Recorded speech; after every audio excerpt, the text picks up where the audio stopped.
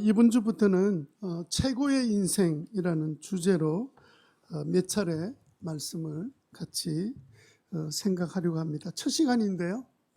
감사로 장식하라. 우리 인생을 감사로 장식할 때 우리가 최고의 인생을 살아갈 수 있다 하는 주제로 말씀을 같이 살펴보도록 하겠습니다. 최근 영화 중에 그 범죄도시 2라는 영화가 지금 관중 1226만을 넘겼으니까 꽤 많은 관중들이 보았다고 볼 수 있습니다. 영화가 이 동남아시아에도 이제 상영이 되었는데 이 영화가 인기를 끌면서 베트남 사람들이 열을 받았습니다. 범죄도시 영화의 배경이 베트남이거든요.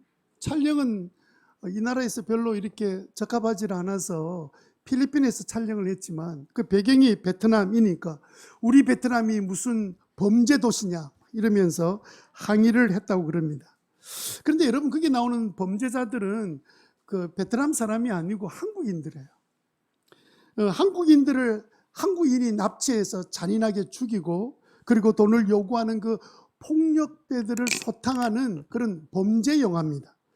영화 장면 전체가 막 폭력, 게다가 분노, 원한, 살인 이렇게 영화가 전개되고 있는 그런 내용으로 이루어져 있는데 그 영화에 넘치는 그 모든 장면들이 대부분 폭력, 분노, 원한, 복수 이렇게 진행이 되는데요. 그 바탕에는 제가 볼 때는 그 인간의 복수심이 깔려 있는 것 같아요.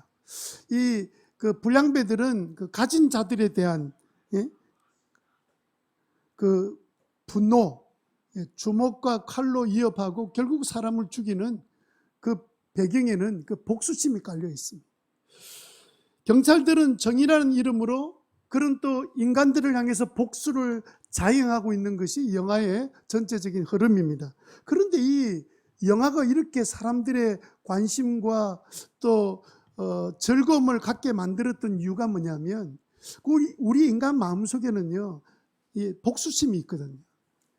우리를 자극하는 그 복수심, 인간의 본능에 자극을 주니까 재미가 더해져서 이 영화가 짧은 기간 동안에도 우리나라만 해도 엄청난 많은 사람이 영화를 봤는데 젊은 사람 절반 이상 봤다고 해야 될 정도로 많은 사람이 영화를 보았다고 볼 수 있습니다.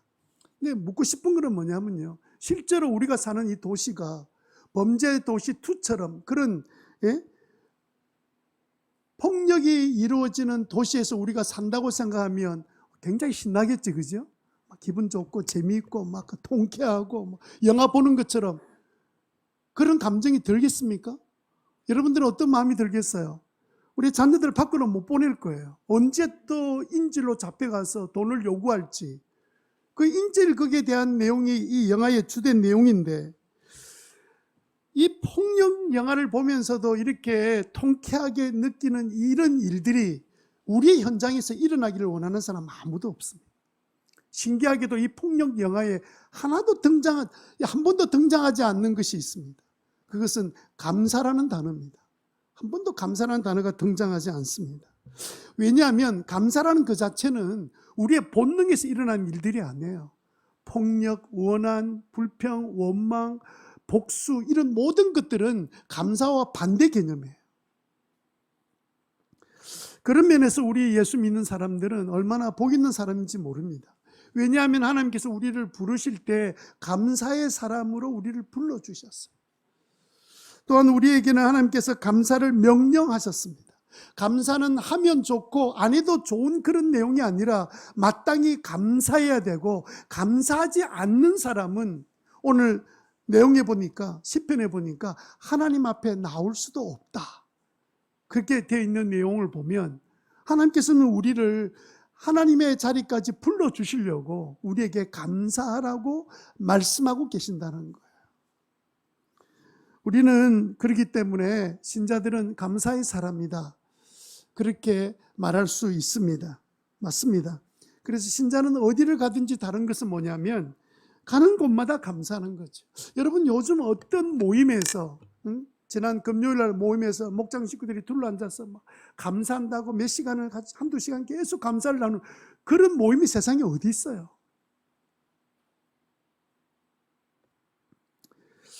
그래서 우리는 하나님께서 우리를 감사할 수 있는 사람 만들어 주셨고, 그래서 우리는 감사하는 사람이 되고 있구나, 그 사실을 깨달으면서 신기하게도 이런 그 범죄의 도시 2와 같은 영화를 보면 내 안에 있는 복수심이 막 자극이 돼서 일어나지만, 감사를 나누면 너무 받은 하나님의 은혜에 커서 감사해서 눈물이 나는 것이 전혀 다른 점들이에요. 그런데 여러분, 우리가 감사의 사람으로 부름을 받았음에도 불구하고 저절로 감사가 되느냐? 그건 아닌 것 같아요. 감사를 잘하다가도 어느 순간에 보니까 전혀 감사를 못해서 힘들게 어렵게 살아가는 그런 성도들의 모습을 보면, 감사라는 것은 저절로 되는 게 아니구나. 저도 마찬가지입니다. 목사이기 때문에 감사는 성도들보다 2배, 3배 더 감사가 자동적으로 쉽게 될 것이다, 이렇게 생각하는 순진한 성도님들이 계십니까? 그렇지 않아요. 목회자 모임을 할 때마다 제가 모이는 목회자 모임은 만나면 첫 번째 감사부터 나누는데, 갑자기 또 감사를 또 하게 돼. 늘 하는데도 불구하고 여러분, 목장에서 늘 감사 나누면 갑자기 또 처음 하는 것처럼 버벅거리잖아요. 네, 안 그러시는데 미안합니다. 우리 목사님들 보면 버벅거리는데요, 그 중에 제가 제일 버벅거리는 것 같아요. 이 감사는 저절로 나오는 것이 아니고 하나님의 은혜를 받아야만이 나오는 것이 감사 아닌가 싶습니다. 여러분들은 어떻습니까? 여러분들은 감사가 넘치는 가운데 살고 있습니까? 여러분들은 감사 도시에 살고 있습니까? 여러분들은 범죄 도시에 살고 있습니까? 여러분들은 여러분의 인생을 무엇으로 장식하나요? 복수심으로 장식하고 있습니까? 아니면 감사로 장식하고 있습니까? 여러분들의 가정은 무엇으로 장식되고 있는 것 같아요? 감사로 장식되는 것 같습니까? 갈수록 감사가 넘칩니까? 아니면 은근히 복수하는 그런 마음들을 가지고 모여서 힘들고 어려운 인생을 살고 있습니까? 여러분들의 삶이 감사로 장식되기를 주님 이름으로 축원합니다. 겉으로 볼 때는 젠틀한데 속에 들어가 보면 은근히 잔잔한 복수심에 넘쳐서 조금만 상대방이 잘못하면 그걸 지적하고, 그렇게 해서 분위기를 싸하게 만들어버리는 범죄 도시 3, 그런 삶을 살고 있는 것 아닙니까? 그런데 여러분, 우리 신자들에게 감사가 없으면요, 아무리 예배를 드려도, 아무리 주님 앞에 몸부림치고 살아도 하나님의 은혜가 사라져요. 하나님의 은혜를 누릴 수가 없어요. 우리의 최고의 인생을 살 수 있도록 우리를 불러서 감사의 사람 만들어 주시는데, 우리는 최고의 인생의 꽃을 한 번도 피지 못한 채 그냥 꽃모구리채로 그냥 있다가 시들어버리는 인생으로 살 수 있습니다. 오늘 본문 말씀 보실래요? 우리가 하나님 앞에 나가려면 통과해야 될 문이 하나 있는데, 이 통과하는 문이 바로 감사의 문입니다. 4절 말씀, 우리 여러분 성경 보시면서 앞에 액정 뜨네요. 이 설교만 지금 뜨고 있는 겁니다. 자, 같이 한번 읽어봅시다. 다 같이 시작. 감사의 노래를 드리며 그 성문으로 찬 노래를 부르며 그 뜰 안으로 들어가거라. 감사하는 사람만이 하나님의 성 안에 들어갈 수 있다. 감사하지 않으면요, 그 성 안에 들어가지도 못하고 하나님의 임재를 경험할 수도 없습니다. 그래서 여러분, 예배드리기 전에 여러분이 교회 나와서 우리 한 주간 네가 돌아본 삶 가운데 좀 죄송한 것을 하나님께 회개하고, 그럼에도 불구하고 주셨던 하나님의 은혜를 감사하고 예배를 드리면, 예배가 막 그냥 너무 기쁜데 그 예배 시간에 멍하게 아무 생각 없이 이렇게 세상 일에 젖어 있다가 예배를 드리면 이게 하나님의 임재 속에 들어가기 굉장히 어려워요. 왜냐하면 하나님은 언제 만나게 되냐면 감사하는 마음으로 나올 때 만나게 되시는 분이 하나님이시거든요. 우리가 감사할 때 하나님의 은혜가 우리 속에 살아나지만, 우리가 감사가 사라지게 되면 하나님의 은혜도 덩달아 사라지는, 거꾸로 말하면 하나님의 은혜가 사라지면 감사가 사라지는 거예요. 그러므로 사랑하는 성도 여러분, 하나님의 은혜로 구원받은 우리들은 이 은혜를 지속적으로 유지하고 더 큰 은혜 속에 들어가려면 무슨 문을 통과해야 돼요? 감사의 문을 날마다 통과하며 살아가는 우리 신호교회 성도들 되시기를 바랍니다. 그런데 문제는 신자인데 왜 나에게는 감사하는 것이 이렇게 어려울까? 왜 진짜 진정으로 감사가 안 될까? 감사하는 동안에 기쁨이 넘치는 삶을 살지 못할까? 어떻게 하면 우리의 삶을 하나님 기뻐하시는 감사로 장식하는 인생을 살아서 여러분 정말 최고의 인생의 꽃을 피우는 삶을 우리가 살 수 있겠습니까? 오늘 본문은요, 우리들에게 감사해야 될 비결에 대해 말씀해 주시고, 최고의 인생을 살아가는 비결, 감사로 장식하는 우리 인생을 감사로 장식하는 그 방법에 대해서 우리에게 말씀해 주고 계십니다.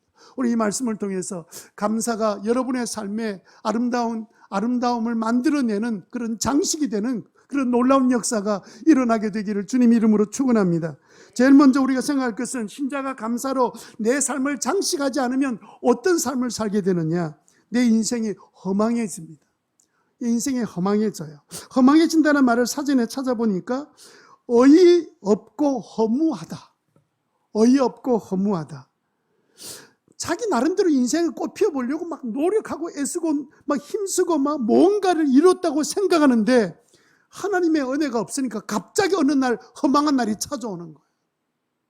어이없이 내가 정말 인생을 허비하고 살았구나, 그 사실을 깨닫는 날이 온다는 뜻입니다. 여러분, 이번 우크라이나 러시아 전쟁을 통해서 우크라이나의 정말 아름다운 건물들이 폭격에 의해서 많이 무너졌습니다. 이런 광경을 보던 우크라이나 사람들의 그 얼굴을 제가 영상에는 준비를 못했는데 그 영상 신문에 이렇게 보면 정말 허망한 얼굴의 모습으로 자기 집이 허물어진 걸 보고 폭격에 무너진 건물을 보면서 절망하는 모습을 우리가 얼마나 자주 보았습니까? 그동안 수백 년 동안 이루었던 아름다움을, 이 아름다운 건물들을, 그들의 삶을 그냥 한순간에 허망하게 만들었던 사건, 우리가 눈으로 보고 있지 않습니까? 여러분, 로마서 1장 21절에 보니까 사람들은요, 하나님을 알면서도 신자니까 하나님을 영광스럽게 만들어 드리지도 아니하니까 감사가 되지 않는 거죠. 감사 드리기는커녕 어떤 것이 대신하게 됩니까? 오히려 생각이 허망해지게 되고, 허망해졌다는 말 여러분 잘 기억하셔야 됩니다. 어이없고 허무해졌다는 뜻입니다. 그동안 내가 뭐하고 살았지? 내 인생이 너무 기가 차는 그 사실 앞에 놓이게 된다는 뜻입니다. 그들의 지각 없는 마음은 어두워졌다고 말씀하고 계십니다. 감사하지 않으면 오히려 생각이 허망해지고 마음이 어두워져, 생각이 어두워져서 한다고 고민해서 내놓은 생각이 안 되는 것들만 골라서 인생을 사니까 망할 수밖에 없는 거예요. 하나님 우리에게 뭐라고 말씀하셨어요? 내게 구해라, 지혜를 넘치도록 줄 것이다 약속해 주셨어요. 그럼 그 지혜를 어떤 사람이 구합니까? 감사하는 마음이 있는 사람이 구하지, 하나님께 감사 없는데 그 기도하라고 하면 기도가 되나요?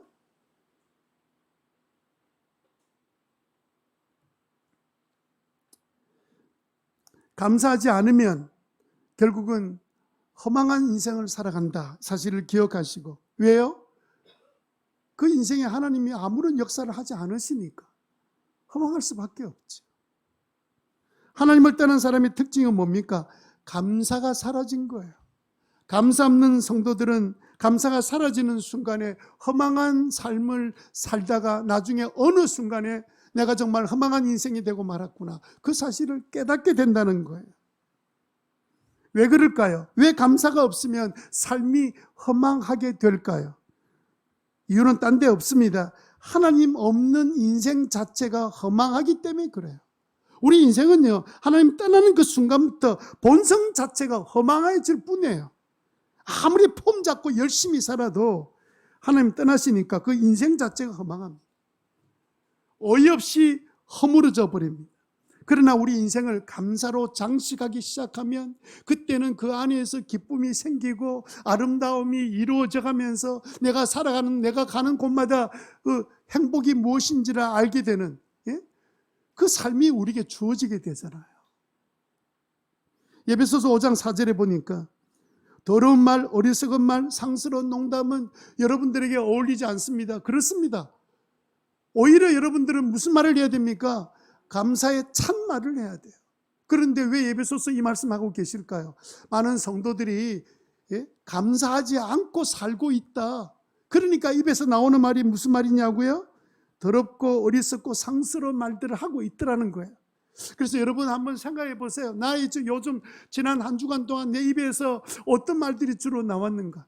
아마 여러분들은 한 주간 감사 생각하고 감사 나눈다고 평소에 다르게 감사의 많은 내용들이 나누면서 여러분 마음속에 기쁨이 생기는 것을 경험하게 된 줄로 믿습니다. 감사해라. 감사하지 않으면 그걸로 끝나는 것이 아니라 우리 입에는 더럽고 어리석고 상스러운 말들이 나올 수밖에 없다. 예? 감사 도시가 아니면 범죄 도시밖에 될 수 없다는 사실을 생각하고 우리 인생을 살아야 되겠습니다. 제 동기 목사님이 한 분을 만나서 저한테 이런 답답한 마음을 늘어놓았습니다. 자기 후배 목사를 만났는데 교회에 정말 어려운 일을 만났습니다. 너무 어려움을 많이 만나다 보니까 제 친구 목사가 그 후배 목사를 만나서 커피를 대접하면서 이야기를 들어주는데 이 목사님이 너무 원통해서 분하고 원통해가지고 교인들이 하는 행동이 너무 섭섭하고 어떻게 그럴 수 있습니까? 이건 인간도 아닙니다. 계속 서로 내놓는데 처음에는 이제 들어주려고 이제 만나서 좀 격려하려고 만났다가 계속 이렇게 이 이야기를 듣는 동안에 더 이상 견딜 수가 없더래요. 같이 있고 싶은 마음이 사라지더래요. 답답해지더래요.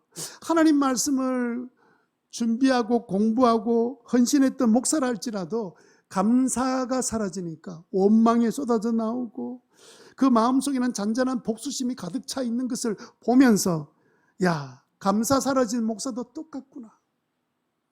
어려움이 찾아오면 우리가 쉽게 절망하고 낙심할 수 있지만 우리는 그 시간을 빨리 돌이켜서 감사의 자리, 하나님 앞으로 나아갈 때 이 감사의 문을 통해서 하나님의 임재하심을 경험하면서 영적으로 회복되어지고 뿐만 아니라 주님께 쓰임받는 최고의 인생을 살아가는 저와 여러분 되시기를 주님 이름으로 축원합니다. 그럼 어떻게 하면 내 삶을 감사로 장식할 수 있을까요? 두 번째 우리가 생각할 것은 뭐냐면 나의 현실을 감사해야 합니다. 뭘 해야 된다고요? 나의 현실을 감사해야 됩니다. 나의 현실을 감사하라는 말은 무슨 말입니까? 사람마다 자기가 처한 상황이 있습니다. 환경이 있습니다. 형편이 있습니다. 그런데 그 나의 형편과 현실이 마음에 안 드는 사람이 대부분이에요. 아마 여러분들이 지금 살면서 나 이것만 좀 바뀌었으면 좋겠어. 이것만 내가 그때 안 했으면 좋을 뻔했었는데 내가 처한 환경이 만족스럽게 여기는 사람이 얼마나 되겠습니까? 감사하는 사람이 아니고는 자기 나의 이 현실을 감사함으로 표현할 수 있는 사람은 없을 거라고 생각이 들어요. 대부분은 내가 원하지 않는 현실 속에 나는 지금 처해 있다. 나는 이런 환경에 내가 살고 있다.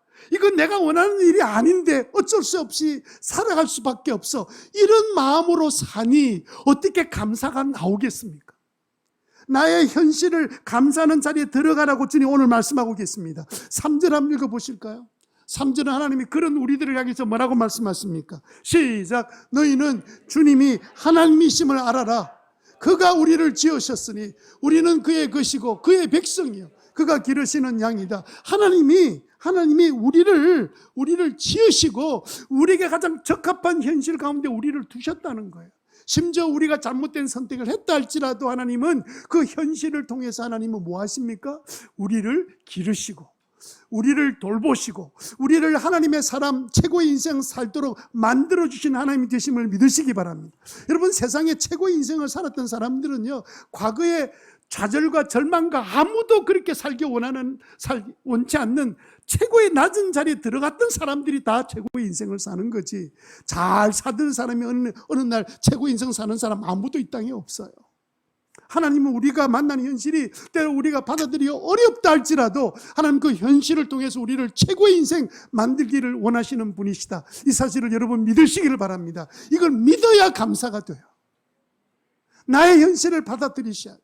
나는 지금 내가 원치 않는 현실을 할지라도 내가 이해되지 않는 현실을 할지라도 내가 받아들이는 이 일로 지내서 내가 감사가 시작되는 거예요.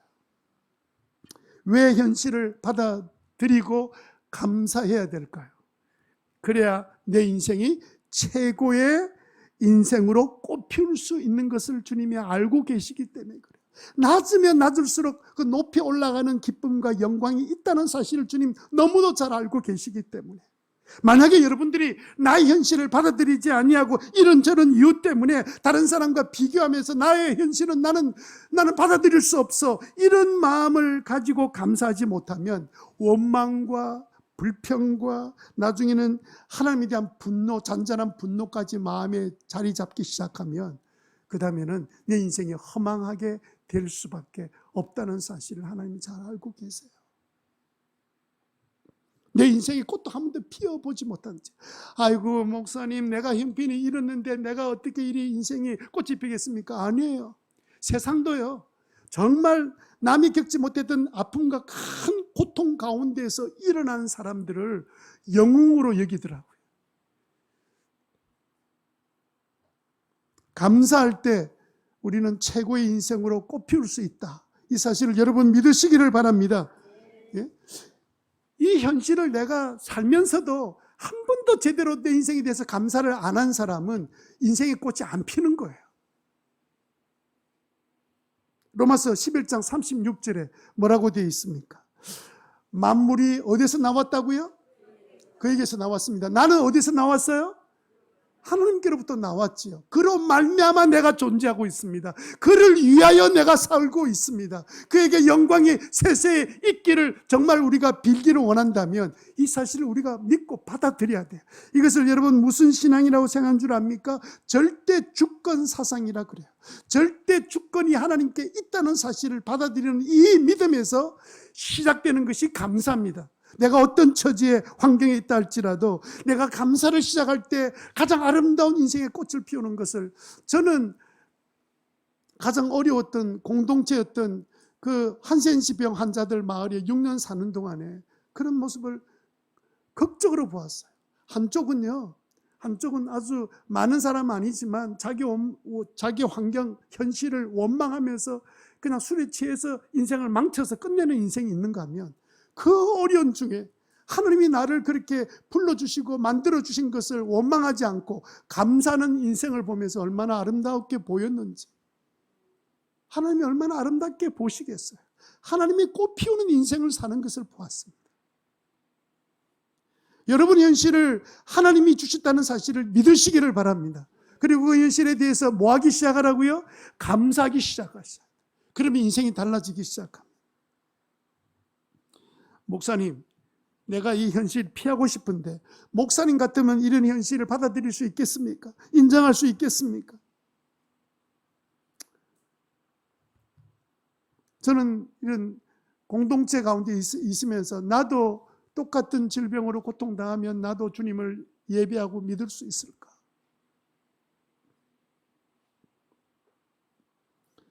지금은 이해가 되지 않는 것 분명해요. 그렇지만 하나님께서 나의 현실을 주신 데는 이유가 있기 때문에 그 사실을 내가 믿기 시작하는 그 믿음을 가르쳐서 절대 주권에 대한 믿음이 있다 그래요. 그건 아무나 갖는 것이 아니에요.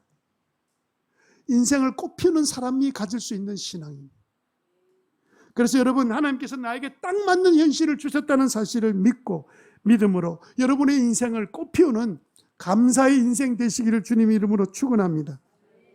나의 현실에서 우리가 감사하는 방법을 간단하게 말한다면, 첫째는요, 3절 말씀처럼 하나님을 인정해야 합니다. 예? 오늘 본문에 뭐라고 말하고 있습니까? 너희는 주님이 하나님이심을 알아라. 하나님을 아는 것, 하나님 내가 인정하겠습니다. 하나님이 나의 하나님 되시며 나의 창조주 되심을 내가 고백하고 믿습니다 라고 인정하셔야 돼요. 그리고 두 번째 어떻게 됩니까? 나를 맡겨야 됩니다. 3절 후반절에 보면 나는 그의 것입니다. 나는 그의 백성입니다. 그가 책임져 주시고 기르실 나는 그분의 양입니다. 이 사실을 우리가 받아들일 때, 나를 맡길 때 하나님 나를 길러주실 줄 믿고 나를 의탁할 때 주께서는 나를 최고의 인생으로 만들어 주실 것입니다. 그리고 세 번째 4절 5절에 보면 우리가 성전에 들어갈 때 하나님의 놀라운 역사들이 일어나는데, 5절에 보면 주님의 선하시고 인자하심이 잠깐만, 1분만, 한 달만 아니요, 영원토록 우리와 함께 계셔서 그 하나님의 성실하심으로 우리를 기르시고 인도하시고 최고의 자리까지 올리시는 그런 놀라운 하나님 되심을 여러분 체험하게 되기를 바랍니다. 여러분 다니엘서 6장 10절 말씀에 보면 다니엘은 왕이 검령 문서에 도장 찍은 것을 알고도 자기 집으로 돌아가서 다락방에 올라갔습니다. 그는 늘 하듯이 하루에 3번씩 그의 하나님께 무릎 꿇고 기도하며 감사를 드렸습니다. 여러분 다니엘의 삶에서 언제 꽃이 핀 줄 아세요? 이런 죽음이 눈앞에 있을 때 모든 원수들이 이젠 기도하기만 해봐라, 저걸 고발해서 사자굴 속에 잡아 넣을 거다라고 죽음의 직전에 왔을 때도 여전히 이전처럼 창문을 열어놓고 예루살렘을 향하여 그는 하나님 앞에 무릎 꿇고 기도하며 뭐 했다고요? 감사한 거. 그 상황이 감사할 상황입니까? 예? 아니 지금 죽을 사람들이 주변에 쌓여서 지금 곧 내가 사자밥 속에 지금 사자의 밥이 될 상황에 놓여 있는데 감사가 될 상황입니까? 근데 하나님 어떻게 이룰 수 있습니까? 내가 왕에게 충성을 다하고 하나님 앞에도 부족함이 없도록 내 있는 힘을 다해서 하나님을 섬겨왔는데 이 환경은 도대체 무슨 일입니까? 라고 원망하지 않겠습니까? 그런데 다니엘은 어떻게 감사할 수 있었을까요? 다니엘이 감사할 수 있었던 이유는요, 관점을 바꿨기 때문에 그래요. 나의 관점에서, 인간의 관점에서 그 사건을 본 게 아니라 하나님의 관점에서 그 사건을 보니까 아, 하나님이 역사하시겠구나, 하나님이 나와 함께 하시겠구나, 그것이 믿어져서 감사가 된 거예요. 이 다니엘의 절대 주권의 믿음을 갖고 있었기 때문에 하나님이 나의 상을 알고 계실 뿐만 아니라 나를 최고의 삶을 살게 하시는 하나님 되심을 믿고 고백했기 때문에 감사가 나오는 거예요. 여러분, 결국은 우리가 감사하지 못하는 현실은 어떤 현실이냐면 하나님을 인정하지 않는 현실이에요.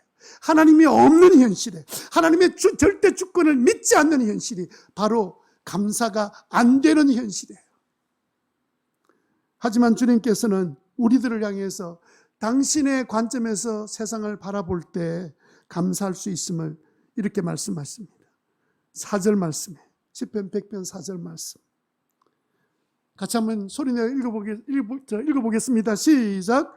감사의 노래, 찬양의 노래를 부르며 감사의 노래를 드리며 그 이름으로 찬양하여라. 아멘. 하나님의 전으로 들어가는 출입구의 문, 감사의 문으로 들어가라. 그때 하나님의 임재를 내가 경험하게 될 것이다. 그때 하나님의 역사가 시작될 것이다. 그래서 5절 말씀에 있는 거예요. 하나님의 그 인자하심, 그 사랑하심, 영원토록 우리를 사랑하시고 이끌어 가신다. 물론 우리의 본성 자체로 생각하면 우리 뜻대로 안 되는 것은 불안하고 염려되고 걱정됩니다. 좋은 것보다 안 좋은 것이 먼저 눈에 보입니다. 그게 우리의 본성입니다. 이 본성을 뛰어넘는 길은 무엇이냐면, 그래서 그 본성을 뛰어넘어 감사할 수 있는 삶은 무엇이냐면 하나님의 관점에서 보는 거예요. 하나님께서 이렇게 말씀하신 이유가 있을 것이다. 관점에서 보는 거예요. 그럼 우리는 감사할 수 있습니다. 우리가 감사로 내 삶을 장식하게 되면 어떤 일이 일어날까요? 세 번째 우리가 생각할 것은 내 인생의 꽃이 활짝 핍니다. 우리 한번 따라해 봅시다. 내 인생의 꽃이 활짝 핀다. 내 인생의 꽃이 활짝 핀다는 말은 하나님께서 나를 최고의 인생으로 만들어 주신다는 뜻입니다. 우리가 감사하기 시작하니까 하나님께서 우리에게 최고의 삶을 살 수 있는 최고의 인생을 만들어 주시는 사건을 우리가 경험하게 되는 거예요. 4절의 말씀 우리가 조금 전에 읽었습니다. 감사해라, 찬양해라, 감사의 노래를 드려라. 그리고 5절에 보니까 주는 선하시며 그 인자하심이 영원하다. 그의 성실하심 대대에 미친다. 하나님의 성실하심이 우리 자녀들까지도 대를 이어서 미치는 것을 보게 될 것이다. 감사하면요, 하나님이 우리 안에서 그 인자하심으로 우리 안에 들어와서 우리를 어떻게 바꿉니까? 우리의 성향까지 바꿔놓습니다. 우리 사람은 스스로 절대로 내가 안 바뀌어요. 결단하고 결심해도 바뀌어지지 않습니다. 그런데 감사는 이 매직 도구입니다. 감사를 하면 할수록 내 삶이 변화되고 생각이 변화되고 부정적인 성향에서 무한 긍정의 사람으로 바뀌어지는 모든 역사는 어디에서 나오느냐? 감사에서 나오는 거예요. 여러분들의 나의 현실이 엉망진창이고 내가 원하는 자식들의 모습이 아니고 내 직장 동료들의 모습이 아닐 그때 하나님의 관점에서 한번 감사해 보세요. 내가 지금 살아있는 것만 해도 감사하고 분명히 하나님께서 역사해 주시고 내 인생의 최고의 인생의 꽃을 피우게 하실 하나님을 여러분들이 인정하고 감사해 보십시오. 시편 50편 23절에 보니까 감사하는 마음으로 제물을 바치는 사람, 예배하는 사람이 나에게 영광을 돌리는 사람이니 올바른 길을 걷는 사람에게는 뭘 보여준다고요? 하나님께서 여호와의 구원을 내가 보여. 내가 너를 어떻게 건지는지 한번 봐라. 내버려 두지 않는다는 거예요. 그 모든 구원의 역사를 내가 망가뜨려 버리잖아요. 감사를 포기해 버리면서 망가뜨려 놓고 하나님이 계시냐 없냐 그렇게 허망한 말을 하는 거예요. 그럴 수밖에 없죠. 감사가 없는데 생각이 허망해질 수밖에 없죠. 삶이 달라집니다. 기적의 역사가 나타납니다. 하나님의 구원의 역사를 보여주겠다고 말씀하십니다. 감사로 여러분의 인생을 장식하게 되기를 주님 이름으로 축원합니다. 저는 최근에 이 짧은 한 문장인데 제 마음에 아주 감동이 된 문장을 여러분들한테 보여드리겠습니다. 그 다음 액정 보이시면 같이 한번 읽어볼까요? 심겨진 곳에서 꽃피게 하소서. 심겨진 곳에서 꽃피게 해 주십시오. 우리는요, 내가 나를 심고 싶은 장소가 따로 있어요. 내가 원하는 환경과 현실이 따로 있습니다. 내가 하고 싶은 곳이 따로 있습니다. 내가 원하는 것도 다른 데 있습니다. 내가 나를 심은 곳에서 꽃피게 해달라는 것이 아닙니다. 심겨진 하나님이 나를 심어놓은 그곳에서 하나님 나는 꽃피게 되기를 원합니다. 하나님 내 인생을 꽃피게 해 주옵소서. 그렇게 고백하는 거예요. 어떤 사람은요, 이건 내가 뭐 이런 일 할 사람입니까? 나는 우습게 생각하는, 내가 이것밖에 안 되는 사람입니까? 왜 나를 이런 모습으로 이렇게 만들어 놨습니까? 자기를 심을 곳이 여기 아니라는 거예요. 현실을 계속 부정하고 앉아 있습니다. 그러니 감사가 안 되죠. 그런데 이분은요, 심겨진 곳에서 나는 꽃피기를 원합니다. 이분이 트루디 여사라는 분인데 김장한 목사님의 아내 되시는 트루디 여사, 미국 아가씨가 한국 전쟁 이후에 돌아가는 그 군인에 의해서 미국에 데려감을 당했던 김장한이라는 구두닦이 소년, 총명했던 그 소년을 고등학교를 보내고 신학 공부를 하고 그 신학교에서 만났던 여인이 바로 이 트루디였습니다. 그리고 이 남편 김장한을 따라서 1961년 전쟁 이후에 정말 형편없는 우리나라에 들어왔습니다. 배가 마침 부산항에 도착했는데 그 저녁에 도착할 때 이 부산항 앞에 있는 그 산 위에 반짝거리는 그 등불을 보면서 자기가 살던 고향 샌프란시스코처럼 똑같구나. 너무 아름답다. 부산이란 대한민국 곳이 너무 아름다운 곳이구나. 그래서 그날 저녁에 얼마나 기뻐하면서 감사했는지 그 다음날 아침에 눈 뜨고 보니까 판자촌들의 불길입니다. 판자촌. 엉망진창, 하수구도 없는 곳에 막 엉망진창에 살고 있는 그곳에 1961년에 도착했습니다. 이제 며느리가 왔다고 시댁에서 잔치국수를, 그 당시에는 이제 결혼식 하면 잔치국수가 대접하는 거잖아요. 그래서 저게 여러분 왼쪽 두 번째가 그때 결혼하고 왔던 트루디였습니다. 잔치국수를 내놨는데 그건 뭐 그 당시는 좋은 음식이었어요. 잔치국수. 결혼할 때 그때 결혼식 하면 그 잔치국수 내놨거든요. 기억 안 나시죠? 손자님 기억하실 건데 잔치국수. 내놨는데 처음 먹는 잔치국수를 딱 보는 순간에 으악! 하고 이 아가씨가 미국 아가씨가 뒤로 넘어져 버린 거예요. 왜냐하면 국수 그릇 안에 조그만 생선이 막 기어다니는 거예요. 그걸 보고 막 깜짝 놀래가지고 뒤로 넘어졌습니다. 처음 그런 음식을 본 거예요. 그 멸치였습니다. 그런데 이게 그 안에 이게 꿈틀거리는 모습처럼 보이는 이 멸치를 보고는 그냥 막 깜짝 놀란 거예요. 전혀 다른 문화권에서 샌프란시스코는 굉장히 아름다운 곳이잖아. 잘 사는 도시잖아. 그곳에 살다가 여기서 왔던 이 트루디, 이 여인이 늘 했던 기도가 뭔 줄 아십니까? 심겨진 곳에서 꽃피게 하여 주옵소서. 하나님이 나를 어디에 심어 두셨든지 그곳에서 나는 주님이 나를 꽃 피워 주시기를 원합니다. 그리고 실제로 60년 동안 한국 땅에서 김장한 목사님 남편 따라서 사역하는 동안에 한 번도 남편에게 고향 가고 싶어 말 한 적이 한 번도 없었대요. 한 번도 들어본 적이 없대요. 나는 미국에 그리워요. 샌프란시스코 돌아가고 싶어요. 나는 미국에 가고 싶어요. 한 번도 한 적이 없는 거예요. 하나님이 자기를 심어준 곳이 이 바로 한국이라는 사실을 그가 믿었기 때문에 그 말을 하지 않았다고 합니다. 한 번은 김장한 목사님이 이제 수원 중앙침례교회에서 이제 목회를 시작하셨는데 그 아침에 보니까 교인들이 보니까 그 청소부가 열심히 여자 청소부가 열심히 청소를 하더래요. 그래서 가만히 보니까 외국인 청소부가 열심히 일을 하고 있는 거예요. 요즘 같으면 당연히 아이고 요즘 어디에서 필리핀에서 왔나 뭐 이럴 텐데 그래서 이 성도가 볼 때는 저렇게 열심히 청소를 하지? 그래서 이 교인이 목사님께 물었답니다. 어디서 저렇게 청소를 열심히 하는 외국인 노동자를 구했습니까? 그랬더니 김장한 목사님이 제 아내예요. 그렇게 대답을 했답니다. 이분이 아침마다 취미가 뭐냐면 심겨진 곳에서 감사하며 주님을 위해서 나는 일한다 하는 것이 그분의 기도였습니다. 그러니까 감사가 넘치는 삶을 사신 거예요. 2006년도 80이 넘은 나이로 다발성 골수종이라는 암 진단을 받았습니다. 그 암 진단을 딱 받는 순간에 제일 첫 번째 나왔던 말이 뭐냐면 감사합니다. 하나님 암을 주신 것도 감사합니다. 그렇게 감사했답니다. 이분은 심겨진 곳에 꽃피게 하는 비결이 감사에 있다는 사실을 아셨어요.